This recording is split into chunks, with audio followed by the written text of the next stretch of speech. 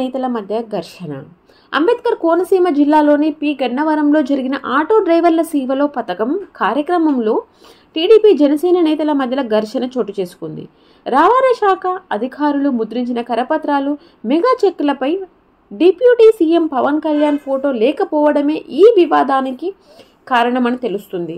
Janasena MLA గిడ్జి Satyanarayana సమక్షంలోనే రెండు పార్టీల నాయకులు ఈ విషయంలో ఒకరిపై ఒకరు వాదనలకు దిగారు.